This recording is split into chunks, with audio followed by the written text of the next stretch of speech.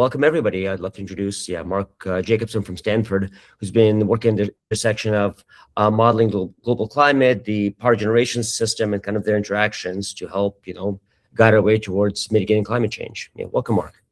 Yeah, thanks for having me. I'm going to talk about energy plans that we've been developing to transition countries, states, and cities to clean renewable energy, and some of the modeling aspects of those plans. But kind of more on the kind of science and the motivation here for this particular problem. Like what is the problem we're trying to solve? There are three problems actually: global warming, air pollution, and energy insecurity. So fossil fuels are limited resources, and they will run out at some point, and that will result in energy price instability, economic instability, social instability, etc. And so because they will run out, we need an alternative. So that's a very important factor guiding this research. But kind of more direct, though, is that fossil fuels and bioenergy fuels themselves cause millions of air pollution deaths per year. And based on statistical cost of life and morbidity, this costs the world today on the order of $30 trillion per year. Global warming is expected to cost about $30 trillion per year by 2050. And so these are three major problems that require drastic solutions. And so the idea in terms of the solution is to electrify virtually everything and provide the electricity from clean renewable sources. And so if you think of energy as four major sectors, there's electricity and heat, for electricity generation, heat generation, and transmission distribution. There's transportation, buildings, and industry. If we think of electrifying these different sectors that are not electric already, for transportation, we'd go to battery electric vehicles primarily, some hydrogen fuel cell electric vehicles for long distance heavy transport. For buildings, we go to get rid of gas in buildings, replace gas with electric heat pumps for air heating, water heating, even air conditioning, and even water heating for dishwashers and washing machines. We'd use electric induction cooktops instead of gas stoves. We'd use LED lights instead of incandescent lights for some more energy efficiency as well, more insulation. So basically going through a home and getting rid of combustion and replacing with electrification or more energy efficiency or insulation.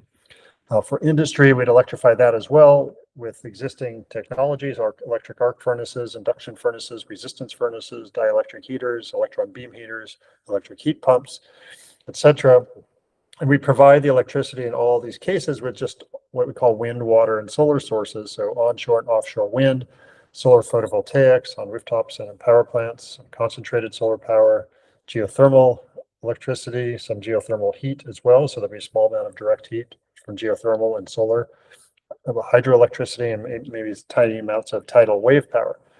But the wind doesn't always blow, the sun doesn't always shine. So we do need storage for a clean renewable energy system, and that includes electricity storage, hot and cold storage, and some hydrogen storage. For electricity storage, the largest source of electricity storage today are existing hydroelectric plants. The second largest is pumped hydro storage, but batteries are taking over in many places to replace gas, which is a conventional storage method right now. But there's also other technologies that work, but maybe they're more expensive right now, not growing as fast as batteries, such as flywheels, compressed air storage, gravitational storage, and then also some hydrogen that can be returned to electricity with fuel cells, and some concentrated solar power storage. For hot and cold, the most common type of storage today is water tank storage, but there's also ice storage. For example, my university, Stanford, built a big ice cube under a building in 1998. So when electricity price was low, then electricity was used to produce ice. And then when electricity price was high, such as in a hot afternoon, water was run through coils on the ice and then piped to buildings to cool down buildings. So that would replace the use of electricity for air conditioning. And so it was a storage, essentially, of electricity storage as well. And that it was really pretty inexpensive. But anyway, now there's also other types of thermal energy storage. There's underground storage in boreholes, water pits, and aquifers. This is for seasonal heat storage up to 6 months of a year, mostly in, like there's some in Canada and Scandinavian countries. This is pretty more common.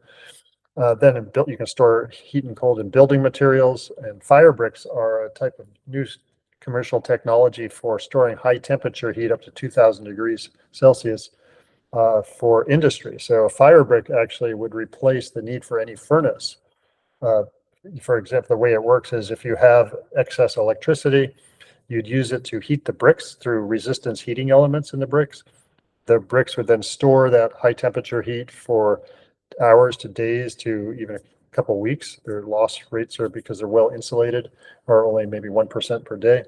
And then when you need heat to melt a metal, you'd run air through channels in the bricks and then send that heat to nearby to heat the metal and replace the need for furnaces. So this gets rid of even the arc furnaces and electric resistance furnaces, etc., let alone getting rid of the combustion furnaces that are running on fossil fuels.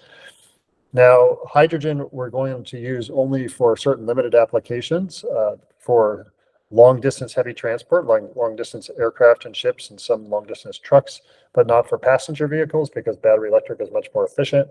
We'd use it for some ammonia and steel production and for grid storage for grid electricity production. We would not use hydrogen for heating homes, burning it for industry. I mean, it's relatively clean even if you burn it, but it still produces some pollutants like oxides of nitrogen and oxides of hydrogen when you burn it. So we try to avoid that. We'd use it in a fuel cell for grid electricity storage. We'd use it in a fuel cell for vehicles. And then there's chemical uses of it for producing ammonia and steel. But we don't want to use it for industry, heating buildings, or for passenger vehicles because those are not efficient applications. Okay, so we're going to get to the modeling in a sec, but I just want to, so the question is though, can the world transition to 100% clean renewable energy for all purposes, and using these technologies that I just described, and basically eliminating the use of fossil fuels for any energy. And to put this in perspective, energy is responsible for about 90% of air pollution deaths worldwide, and also about 75 to 80% of greenhouse gas emissions and also particle emissions associated with climate worldwide. So there are non-energy sources of emissions. Biomass burning is the biggest additional source that's non-energy for air pollution and greenhouse gases. Then additional greenhouse gas sources include like a nitrous oxide for fertilizers and the methane from agricultural waste, like from manure, from the digestive tracts of sheep and cattle, from rice paddies, those sorts of methane. There's also a source of greenhouse gases from halogens that are not energy related. So those are the main sources: nitrous oxide, methane, halogens, and biomass burning. So we're not addressing those here, but we would address them in our comprehensive plan to solve all air pollution and climate problems. We'd address non-energy emissions. So here I'm focusing on energy emissions. So can the world transition to 100% clean renewable energy for all purposes? And so we developed roadmaps for 150 countries so far. This actually, we started with like 139 countries back in 2018, and now we're up to 150. Actually, now we're up to 155, but we haven't quite completed that. We've done plans for all 50 states, first state back in 2013.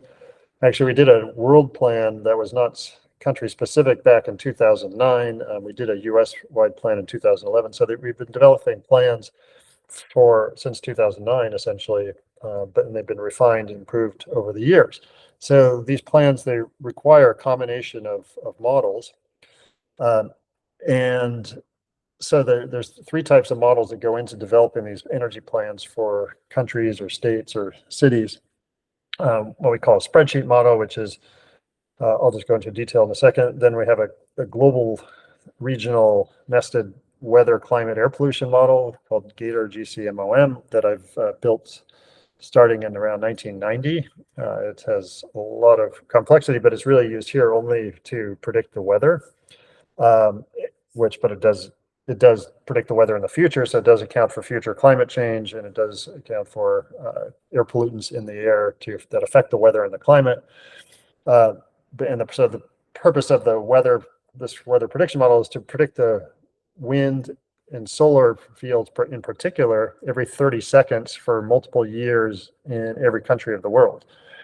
And that, it's set, we're trying to predict it in 2050 because we're trying to balance, the goal here is to develop a new energy system where demand for energy balances supply of energy and plus storage. And it's not only electricity, but the heat and cold and hydrogen as well. And so to be able to do this in the future, we have to be able to predict the weather in the future. You need a climate model such as this. And fortunately, I was able to build this model and predict the weather now for every 30 seconds for multiple years in each country of the world. And then we use those data as inputs into a grid integration model, which balances supply with demand and uses storage as well, and also what's called demand response. So this, and just briefly, the spreadsheet model is basically to estimate what is the demand, and give you a first guess estimate of the supplies of renewable energies available by country. So we use International Energy Agency data to estimate current demand for energy. So the way this works, we start with, for each country of the world, in this case 150 countries, the International Energy Agency, IEA, they give energy consumption, what's called end-use energy consumption, or also total final consumption, by energy sector, which is the energy sectors that they use are residential, commercial, industrial, transportation, agriculture, forestry, fishing, and then other, which is really military. Energy use by fuel type, and those fuel types include oil, coal, gas, for heat, plus electricity from all sources, plus renewables used for heat, like mostly geothermal and solar used for heat, plus heat for sale. And so for each country, they have data that's current or recent. Anyway, it's not actually 2026 or 2025. It's usually a couple of years behind. So I think we use 2023 in this case. And so they have energy use in each country, in each end-use energy sector, the residential, commercial, et cetera, for each fuel type. And our job in the spreadsheet is to first project that energy use in a business as usual case to 2050, and then do a conversion of the energy use to provide all that energy from wind, water, solar. So we want to electrify each of the energy sectors, and then calculate how much electricity would be needed to replace combustion in each sector. So for example, if you have currently fossil fuel vehicles running on, let's say, gasoline or diesel, so some fossil fuel, there's a certain efficiency associated with that. So we can back calculate how much energy is needed to run these same vehicles if we just use electricity. And so it turns out, like, a battery electric vehicle uses about 1/4 the energy as an internal combustion engine vehicle. And so we can back calculate how much electricity is needed. It's about at 1/4 in that case, compared with running vehicles on oil related products. And so that's done in a spreadsheet. So to calculate the electricity used. Then once we have the electricity used across all energy sectors, so if you use like an electric heat pump, for example, that also uses about only 1/4 the energy, which is electricity, compared with gas heating. Because with an electric heat pump, you don't need to actually produce heat, you're just moving it. So it takes a lot less energy to move heat from outside of a house to inside of a house than it does to produce the heat from combustion. So we go through each energy sector and look at how much energy is needed for electricity. And then we do an estimate, first cut estimate of how many wind turbines and solar panels we would need. So we come up with a mix of renewable energy generators to meet this demand. And then we estimate capacity factors based on previous information. That's all in the spreadsheet model to give you an estimated number of wind turbines, solar panels, et cetera. And there's offshore and onshore turbines, solar panels that are residential and utility scale. We also do it for concentrated solar power. And we estimate wave energy because we're let me back up. So we're going to input all the estimates of numbers of wind turbines, et cetera, in the climate model, Gator GCMOM, and the number of solar panels. And then the Gator GCMOM, it not only predicts the weather, but we put wind turbines in the model, and we calculate how much electricity is generated from wind turbines based on the instantaneous wind speed that the wind turbines see in the model. And not only that, we then extract that energy from the wind. So the Gator GCMOM, it accounts for the extraction of kinetic energy from the wind by wind turbines in the model. So we did a study, in fact, several years ago, back in 2013, 2014, where we looked at what's the saturation wind potential of the world if you just covered the world with wind turbines and you just keep extracting energy, because each wind turbine is competing with every other wind turbine for the same kinetic energy. And so at some point you actually reach a saturation potential where you can't extract any more kinetic energy from the wind, even if you had one more wind turbine in the world. And so from that, we determined, well, the maximum saturation wind potential of the world, if you covered the oceans and land, is about 280 gigawatts of end use. Sorry, 280 terawatts of end use power. And over land, it's about 80 terawatts. And to put that in perspective, if we electrify all energy today, we would need about 8 terawatts. Right now, the world uses about 13 terawatts of end use power. But as we'll see, when we electrify, you use less power overall. So you might need about 8 or 9.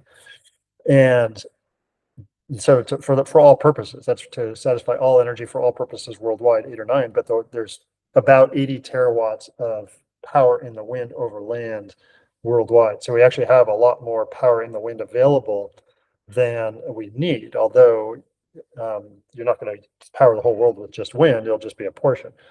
So that's good news. We actually have way more solar than we need.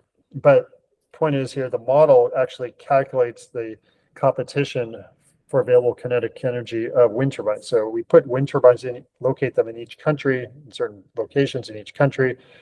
We put solar panels, and the model also extracts, once sunlight hits the solar panel, that's going to affect the amount of sunlight reaching the ground below it. So we account for the extraction of solar energy as well, conversion to electricity. We also count for the return of electricity back to heat, because when you use electricity, it dissipates back to heat. And that's accounted for in this model, but it's in a different location from where it's extracted. So this is the only model in the world that does this. There's no other model that accounts for the extraction of kinetic energy of wind turbines, and also predicts wind speeds that predicts the wind power output from turbines, accounting for kinetic energy. So question. Yeah, sure. I mean, a lot of the technologies are rapidly changing. Do you account for the changes in efficiency or the types of technologies that may be coming up? I mean, these are forecasts for the most part, like coming up in the future, or using just today's technologies? For this, we use a modern turbine power curve. So it relies on a specific power curve. And so we haven't, we weren't trying to say, okay, predict what improved efficiency for power for wind turbines in let's say 2050. We could do that. It would be a very easy substitute calculation just to redo that. But we try to be conservative in lots of calculations. So there are very efficient turbines today that do the job, and it's not, as you'll see, these costs are going to be pretty low already. So it's just going to make things easier if we have more efficient turbines. But we just used a modern turbine that's already pretty efficient. But yeah, certainly in the future, in 2050, we'll have even more efficient. But it's not so much the more efficient. What makes a turbine more efficient could be some of the actual technology, but it could also just mean building a little taller, because as we go, Right. your wind speeds increase logarithmically with height and on average, and you go a little higher and you're going to get faster winds, and the instantaneous wind power output is proportional to the cube of the instantaneous wind speed. But Right. the average power output over the years is kind of more linearly related to the average wind speed. And are there value chain implications? I'm talking about sourcing the materials for the wind turbines or for storage-based mechanisms like hydrogen pipeline storage mechanisms, that kind of stuff? Well, in this case, hydrogen, we're assuming we produce all hydrogen on site because pipelines I don't think they're going to be Right. work very well because their leakage rates are so high. You need to build a whole new pipeline system, and it's just a lot easier. There are already transmission lines to locations. So if the places we need hydrogen be like airports, marine terminals, steel factories, ammonia factories, and some charging station, or hydrogen filling stations. So we can actually produce the hydrogen on site. So we have transmission lines going there. So that's assumed that's not. I mean, we don't include the actual electricity grid. In fact, there's no model in the world that has the entire electricity grid and models it. Some people represent some transmission lines, but never everything. But so there are going to be simplifications, and especially when we get to the grid model. But the climate model is pretty complete in terms of it's really the weakness of the climate model is more that it's so complicated. It has so many. I mean, there's like a million lines of code in there, and it takes like for each of these weather simulations, even at a 2-degree resolution, it takes like 9 months of computer time. I mean, but if I'm trying to go higher resolution, I mean, I have simulations that take 2-3 years of computer time. So I just run them for 2 or 3 years in the background while I'm doing other stuff. So it's very computationally intensive because it's an extremely detailed model. Because it actually resolves clouds. It resolves the size distributions and compositions of cloud drops. So all the chemicals in cloud drops, all their sizes, and aerosol particles as well. So it treats gases, it treats aerosol particles, and it treats cloud particles. And in addition to predicting the weather, predicting temperatures, predicting, and it has full ocean chemistry. It has land surface interactions. It treats vegetation, leaves, not individual leaves, but leaf properties, soil properties. Has a soil model that's multi-layer. It has in vegetation canopies, it has multi-layers, and it treats different vegetation types. So we're talking about just really detailed, and which is great in terms of, especially for short-term simulations, it can give you more detail than any model there is. But the drawback is it's really slow in terms of if you want to do long-term, even 3 years of a global climate simulation, we have to reduce the resolution to get it done within 9 months. But you can run for multiple years, and I'm running another simulation. I'm trying to run a 50 to 100-year simulation, and that's already taken like 2.5 years. So how should we contrast this to regular climate models like the IPCC variant? Because they're even more computationally dense. They're usually parallelized, but some of the details you're describing, usually they don't bother with, like detailed cloud, models, or vegetation is usually less precise.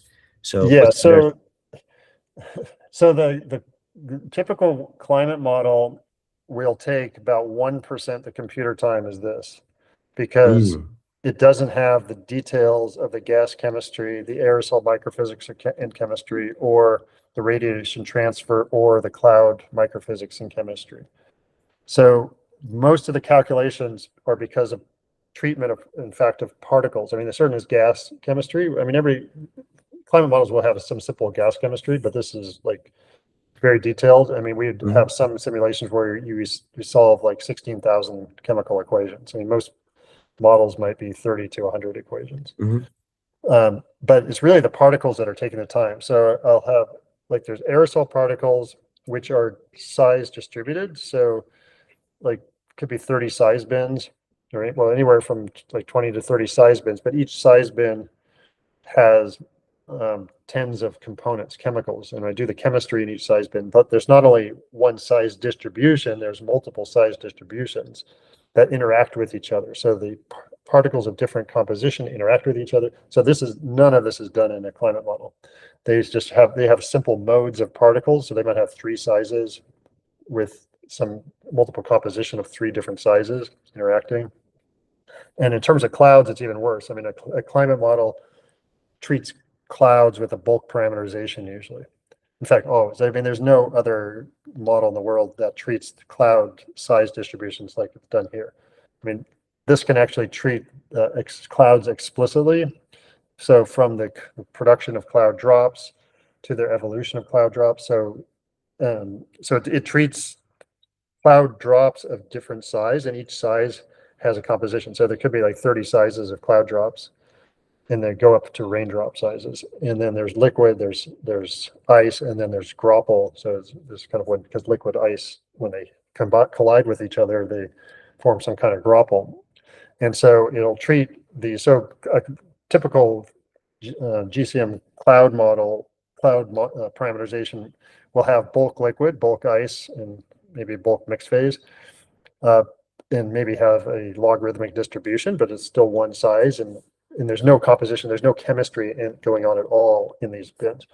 And I deal with the chemistry of cloud drops for several purposes, but one major purpose is when you have like soot particles, so from biomass burning or diesel exhaust, those soot particles absorb sunlight, and they can, if they are high enough concentrations, they can actually burn off a cloud.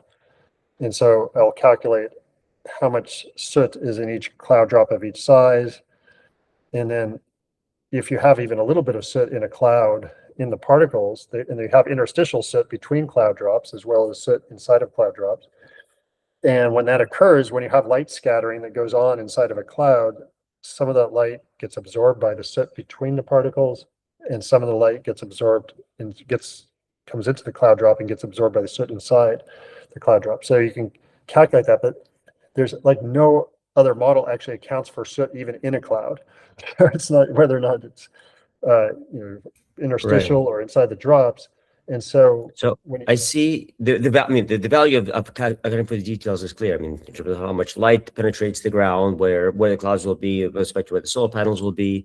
I guess, what do you give up by doing all these details? I mean, presumably it's the only thing but also scale. Anything else? Yeah, the only thing I give up is time and scale. Like I'll have to, like, the resolution is then limited. I mean, it's limited to the computer resources that I have now. I used to use supercomputers at different national centers, but even those were too slow because you have to wait in queues. And so I have my own kind of mini supercomputer at Stanford, and but I have dedicated use. I could just run in multiple simulations, just keep it running 24/7 for years. And even if the power goes out, I can restart it from a recent dump of it in data. So it is time. So it's really good for short-term simulations. When I say short-term, for up to a few years for global, and for if I'm doing a really high-resolution regional or local simulation, because it's actually also nested. It nests from the global to the local scale. And so it does all these processes. If I want to focus down, I can go down to the 1 meter resolution. Or I can, but most of my simulations are either regional scale, like Southern California, Los Angeles Basin, Bay Area, or pick a Beijing, or some big mega city, or I usually otherwise do global scale. So I'm losing resolution and time. Well, not time. It has very high time resolution, but I can't go very long. Okay, I can't, like, if I want, I can't run 100 or 200 year simulation quickly like you can with an IPCC type model. But the thing is, but having to do this, what I find is every time you add a process, your result changes. So this really tells me that I kind of take with a grain of salt any model result I see from a GCM that doesn't have this kind of resolution. It's going to tell you that the climate is warming, but once you start looking at the details, you can't believe it. It's not going to, it's like the details of what's going on, because it just can't. You're adding physics. When you start adding physics, you get a different result. That's the bottom line. You can't just add something and not get a different result. Question is whether it's an important difference. And for the general global warming, sure, you're going to get the correct result from a GCM. But if you're going to look at what's the effect of black carbon on climate, no, you cannot get that whatsoever with those other models. Or what's the effect of a specific pollutant aside from carbon dioxide, something that's short-lived, methane. You can't get that result because they just don't have the chemistry, they don't have the physics, they don't have the radiation transfer details. Got So it. Yeah, that makes a lot of sense. yeah. Okay, well, so let me just jump to the grid model really quickly, and I'll show some results. But it's the outputs of the weather climate model in this case are every 30 seconds for, usually we're doing 3-year simulations here. So for 3 years for each country, onshore and offshore wind power output estimate. So I actually calculate in the Gator GCMOM the actual estimated power output I would get if I put a certain number of turbines in the model. And then solar output from residential solar, from utility scale solar, account for panel tilting and tracking. So I have a tilting model in there as well, and tracking model that you can get different outputs if I assume they were tracking panels versus tilted panels or optimally tilted panels. And also that I use the wind fields, wind speed estimates to estimate wave power output as well. But not hydro. I mean, I calculate precipitation, but the hydro output from a turbine is going to be totally different from whatever the rainfall is. So I have to assume hydro is being used part of its base load. So that's going into the load match model, which is the grid model, which takes the outputs from Gator GCM and inputs into the load match model. And so those, for hydro, for example, we assume, well, first of all, we assume that hydro output is the same in 2050 as it is in 2023. So we're not increasing the hydro. We have in the past done some simulations where we've changed hydro, but we do not increase the output of hydro. We've never increased the actual annual average output, but we try to use hydro more efficiently by using it more for peaking power. So like as a battery. So a certain fraction now is used for base load and a certain fraction is used for peaking. So we extract the hydro as needed in load match, but subject to a bunch of constraints about how much is the maximum you can take from a dam. We have a certain amount of runoff refilling the hydro, and we have to constrain. So we're never in a deficit of taking more water out of a dam than is available. But anyway, it's used mostly for backup. But now that we have batteries that are low cost, batteries are the main source of backup in these models, in the load match model. So here for the grid integration model, we have to have projections of demand for 2050, and we start with projections that are actual demand data for each country available today, and these are hourly data, but then we try to get it at 30-second resolution, so we interpolate to get 30-second data, and we project that forward to 2050, that demand data. And we also have oh, by the way, the other thing Gator GCMOM does is it tries to predict building heat demand, because we know the outside temperature and we know how many buildings, because there's an urban model as well. So we know how many buildings are in a given country. And in each grid cell in the country, we predict the outside air temperature and the ground temperature every 30 seconds. So we can take the difference every 30 seconds of the outside temperature and a desired inside temperature, and then make some assumptions about the insulation of the buildings. And we can calculate what's the heat demand and cold demand to maintain a comfortable indoor temperature in each building, in each country. And so another output of Gator is the estimated heating and cooling demand for each country every 30 seconds for multiple years.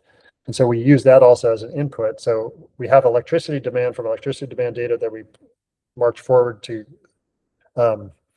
project forward. And well, the value of the electricity demand data is to the profile, because we know like different seasons of the year or different months, you're going to have more electricity demand than others. So because when we transition to renewables, we're going to use less overall energy, but more electricity. So we basically reduce, as I'll show you, reduce overall energy demand by It's around 54% for 5 reasons, as I'll discuss. But our electricity demand more than doubles. So we have more electricity. So we take this projected future demand of electricity, which we get from the spreadsheet model, and then we spread it out over time using current distribution of electricity demand. And then we add the heat and cold demand from the Gator GCMOM to get the heating and cooling demand for buildings. And and then when we convert to hydrogen, we'll also need have some hydrogen demand as well for steel production, ammonia production. So we do conversions based on, we know how many ammonia factories there are right now, know how many steel factories. We estimate how many vehicles will run on hydrogen, and we also use some hydrogen for grid electricity backup.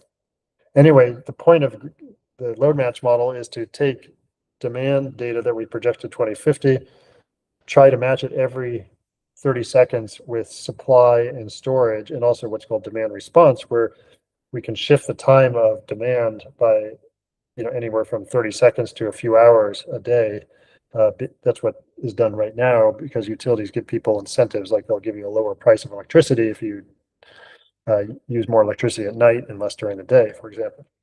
So the load match model just marches forward in time and tries to match demand with supply. So it's not an optimization code. I mean, almost all models that do this thing are optimization codes, but the problem with optimization codes is they take forever to find a perfect solution, to find a stable solution. And sometimes you can't even find it. And the more variables you add, the longer and harder it takes to run. So it could take, to do an optimization, and usually they only run at an hour time step because it's so difficult to run. So optimization codes could take months of simulation at an hour time step, whereas this load match, I've developed a way to solve the same thing. It doesn't give you the optimal solution, but it gives you something pretty close. But it takes only minutes to run at 30-second resolution instead of 3,600-second resolution, an hour resolution, and for multiple years. So I can run many years, 30-second resolution, and the solution only takes minutes of computer time. And the reason is because it's not optimizing. I'm marching forward in time, and if the solution fails, if I can't match demand with supply and storage, then I just restart from scratch by adjusting some variables. So it takes some intuition, but I only usually have to run like 10 or 15 simulations to get a stable solution over multiple years. And I've been doing this since 2015, and I've never had a situation where I haven't been able to solve perfectly over multiple years in any country or state in the world. So that so it's not an iterative. It's not an iterative, except I do iterate, and I have to just by hand do this. But now I have a student who's actually trying to take the load match model, and he's developed this optimization framework where instead of me by hand going through and making adjustments to get it to stabilize, he's then has this optimization code on top of load match. So he'll run load match multiple times with an optimizer to kind of, and it could do the same thing, but it actually takes longer than me doing it, which is ironic, but it's a nice thing is you can do it. It does it automatically. So you can do, and it doesn't take that long. It takes maybe a couple hours instead of like, maybe if I did it 10 or 15 times, it might take me 45 minutes or something like that. Anyway, there's a lot in there, and I probably don't have time, and I do want to show you some results. And there's a lot of other interesting things. So feel free to ask questions about the load match model, but let me just go on, if I could, to show some results. So this is results for 150 countries, and we summed the results over all 150 countries. We broke the countries into 29 world regions, grid regions, where the grids are interconnected. When many of these regions are actually individual countries, like the US is one country and Canada is one country, for example, but lots of islands are one country, like Taiwan or Australia, New Zealand. They're all individual countries, Japan. But then there's like Europe is integrated with multiple countries. Anyway, if we sum over all countries, the 2022 end use demand among these countries was 13.3 trillion watts, or terawatts. That's across all energy sectors. We project 19.6 terawatts in 2050. This is in a spreadsheet model. And then if we electrify all energy sectors, provide the electricity with wind, water, and solar, the demand goes down to 9 terawatts, or by 54%. And that's for 5 major reasons. Well, the efficiency of battery electric and hydrogen fuel cell vehicles versus internal combustion engine vehicles, that's about 20% reduction of demand. Electrifying industry, about 4%, using heat pumps for low temperature heat, and air conditioning, about 13%. And most people don't know this, but 11%, almost 11% of all energy worldwide is used just to mine, transport, and refine fossil fuels and uranium. So since we're not going to be using fossil fuels for energy or uranium for energy anymore in this paradigm, we can eliminate that energy. And then there's end-use energy efficiency improvements beyond the business as usual case. It's about 6.5%. So if we add that up, 54% reduction in demand. But so there is this reduction in demand, but then all the remaining electricity energy is mostly electricity, except for some direct heat from geothermal and solar. So graphically, it looks kind of like this. If we don't do anything, we go along the top line. If we electrify, provide the electricity with wind, water, solar, we go down those 5 shades of colors to the 100% wind, water, solar line. And then among these 150 country plans, we would provide the average, we provide about 33% of the end use energy from onshore wind, about 11.5% from offshore wind. And then there's CSP and PV, some solar heat, 34%, rooftop PV, 15%, geothermal electricity and heat, just a 1.5%. And there's hydroelectricity, which is all existing hydro, is about 4.5%. And this would be about an 80% convert. Oh, go ahead.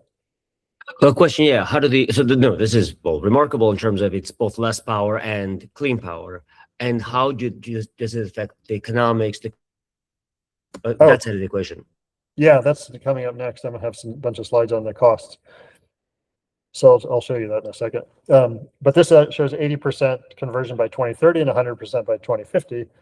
And again, this is transitioning the entire world, eliminating 90% of air pollution deaths worldwide and 75 to 80% of global warming emissions, and providing energy security. So, and before I get to the costs, here's an example of the grid stability we're talking about. So this is for California. So this was not the global studies, but some state studies we're doing.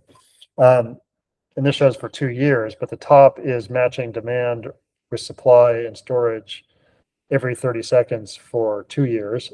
And it shows results every hour, just because it's not necessary to show the results every 30 seconds. But and the bottom is a period of 100 days during that 2-year period. And so the red is the energy supply, the blue, the demand, plus changes in storage, plus losses, plus curtailment. And anyway, point is, we could match demand. We never have a failure. I mean, we can always find a solution, no matter what.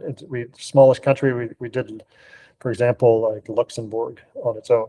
We could do 100% renewables there in Luxembourg, matching demand with supply and storage. And it does, question is, well, what's the cost of doing it? Okay, so here's the capital cost, which is not necessarily the relevant cost, but the capital cost worldwide is about $60 trillion for the 150 countries. And these 150 countries represent about 99.7% of world emissions. So the countries we don't include, it's because the IEA did not have data for them, are mostly small island countries, and there's some other countries, but overall, this is 99.7% of emissions. US is about 6.5 trillion, China is about 15.5 trillion, Europe's about 5.4 trillion. Sounds like a lot, but the real question is, what's the annual cost, and how does that compare with fossil fuels? Okay, so right now the world spends about $11 trillion per year on energy. In 2050, we estimate that's going to go up to $17 trillion per year. But the health cost will be about $37 trillion per year in a business as usual case, and the climate cost about $33 trillion. So the total social cost about $87 trillion per year. But with wind, water, solar, we eliminate health and climate costs, and our energy costs go down about 61%. And that's because 54% reduction in demand, as I talked about before, because we're using less energy, and then another 15% because the cost per unit energy is going to be lower with wind, water, and solar. So we have an energy cost payback time. If we take this, well, if we just look at the 17 trillion minus 7 trillion, that's $10 trillion per year savings. $60 trillion up front divided by $10 trillion per year savings, that's a 6-year payback time. Social cost payback time, well, we save about $80 trillion per year. And so it's less than a 1-year payback time. 60 divided by 80 is less than 1. So that's the, so in terms of cost, it's like a no-brainer. We're eliminating all these health and climate costs that are huge, and plus we're reducing our energy use and energy costs. How much land does this take up? Well, this is new land beyond what's already installed, so we don't need new land for offshore wind or tidal or wave power. We're not adding any new hydro. Rooftop PV does not count for as new land because it's just using existing rooftops. Geothermal is small. So really the only new land is for onshore wind, which is about 0.39% of the world land for spacing between wind turbines. And that land you can use for multiple purposes. And then there's utility PV and CSP, it's 0.18%. So it's about 0.57% of the world land to do this new land. In the US, it's about 1.05%. But look at the US. In the US, 1.16% of all US land right now is occupied by the fossil fuel industry. Another 1.24% is occupied just to grow corn to produce ethanol for 4% of US transportation energy.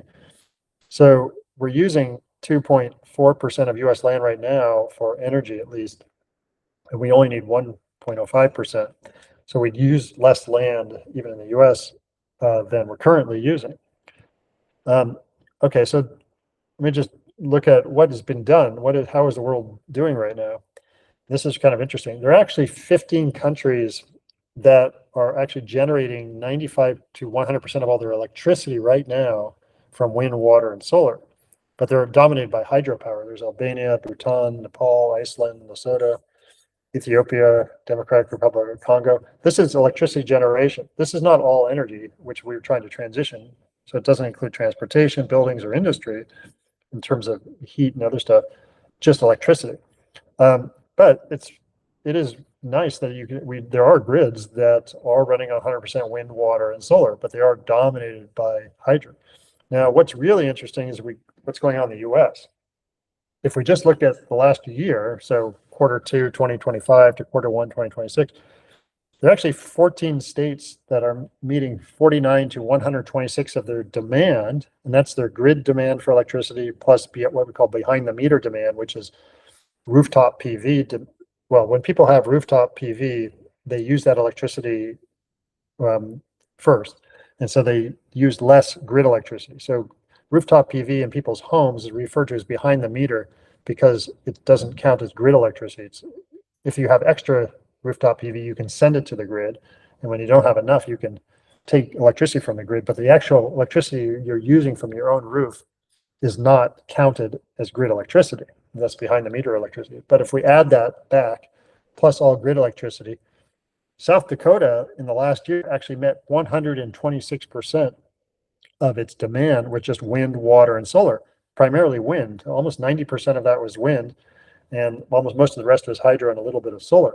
Montana is at 112%. So there's 2 states that have met more than 100% of their demand, which is wind, water, solar. But there's 14 states that met 49 to 126%. California is in the last year is 52%, but this year alone in 2026, California is now up to 56% wind, water, solar so far this year, as I'll show you. But of these states, 7 are dominated by wind, 4 were dominated by hydro, and 3 were dominated by solar. The ones dominated by solar are California, Nevada, and surprisingly, Maine. Maine, solar is the largest wind, water, solar source of electricity, and wind, water, solar supplied 65% of Maine's electricity in the last year, and solar is the #1 source. So that was quite crazy. The further, except for Alaska, the furthest north state there is. Okay, so what is even more crazy is how fast China is growing wind, water, solar. Just in the last year, China produced or installed about 400 gigawatts of wind, water, solar. But what this shows is what is needed. The blue is for India, US, and China is what is needed to go to 100% wind, water, solar across all energy sectors for that country based on our plans. And the other colors are what's actually installed in 2023, 24, and 25. And you can see in 2025, China already had installed and was already producing enough wind, water, solar output to supply 54% of what the US needs in 2050 and 61% of what India needs in 2050 to go 100% renewables across all energy sectors. It's crazy how fast China is building wind, water, solar. And if China gets up to that blue line, then it will have replaced all coal, gas, and oil and biofuels and nuclear in China. And so just the build out alone is going to cause other generators to retire. And if you just look at the rate at which China is building, and if they keep that constant rate, they will be 100% wind, water, solar across all energy sectors by 2051, 97 years before the US, which is 2148. So it's good news in the sense that it's possible. I mean, the largest emitter and energy user in the world by far, China uses on the order of like 35% of all world energy. They are actually on trajectory to be 100% wind, water, solar across all energy sectors. And what about California? And I'll stop here. So California is actually doing really incredibly well too, but we're focusing here in California on the electricity generation sector, just the, not all energy, although there's progress in all energy. But so this year so far, California has had 85% of the days, it's had over 100% renewables on the grid for part of the day. So here we have two plots. They're the same thing, but just showing different scales. The red line on the left is 100% of power demand. So this is for the CAISO grid, which is about 80% of California's grid and part of Nevada. And it's the largest grid, and California is the fourth largest economy in the world. So this particular day, you can see that supply of wind, water, solar, the yellow is solar, the green is wind, the red is light red is geothermal, the light blue is hydro, and the dark blue is batteries. So in this particular day, for example, you can see 100%, over 100% of demand was met by wind, water, solar on the left, and on the right is the actual demand, and you can see the actual supply as well. And which is incredible, but that blue is, so the extra wind, water, solar produced during the day is stored in batteries, and that electricity then is discharged at night in the form of batteries. So that dark blue is batteries. And on this particular day, there was a peak discharge rate of 12.3 gigawatts of batteries at 7 p.m. And 12.3 gigawatts is, well, actually right now there are 16 gigawatts of batteries on the grid, and these are 4-hour batteries. So they can discharge 16 gigawatts for 4 hours. The average power demand on California's grid for the whole year last year was 24 gigawatts. So you have enough batteries, most of them put in the last 3 years, to supply 2/3 of the average power demand on California's grid for 4 hours, or 1/3 of the peak demand, which is about 48 gigawatts for 4 hours. Or you can supply almost 11% of the 24-hour demand with batteries. And that's incredible. They only cost 0.27 cents a kilowatt hour, or less than 1% of the grid electricity price in California, which is pretty high. So batteries are really cheap, actually. All the batteries that have been installed are pretty cheap. Now, on the right, you can see there's a dip in the demand for energy during the day, and that's because of all the rooftop solar that's not counted as grid demand. The rooftop solar, the more you have rooftop solar, the less people need electricity from the grid. So you have a drop in electricity during the day from all the rooftop solar that's been added. And here's a summary of what's happened in the last 4 years in California. Demand, despite all the data centers in electric cars, California now has like 2.5 million electric cars, 400,000 last year, has 200,000 heat pumps a year added. So you have electric heat pumps being added, electric cars, and data centers. We have the third most data centers in the US. Despite all that, demand is down this year so far versus 2023 by 1%. And why is that? It's because of a large part of it is due to the growth of rooftop solar. Rooftop solar, all that growth has reduced the demand for grid electricity. And so that's the solution when you have too many data centers and electric cars. You just keep growing rooftop solar, that'll reduce strain on the grid.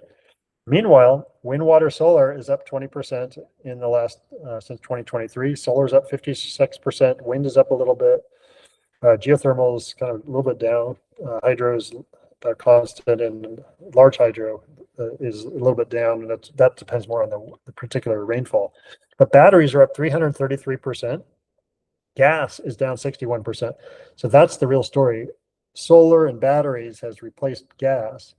And there's also an increase of imports into the state, which are not shown here, but the imports are about 57% wind, water, solar. So the point is here, we're down to only 14% of the grid electricity demand is supplied by gas now. It used to be like 40, 50%. And so that's a really big conclusion. And what's going to happen in California in the next 5 years? Well, currently there's huge amounts of batteries, but what's coming on the queue is only, there's no nuclear on the queue, there's no gas on the queue. There's only 19 gigawatts of photovoltaics, a little bit of wind, and 17 gigawatts of batteries, no gas, biomass, or nuclear. So that's the future of California. It's going to 100% wind, water, and solar.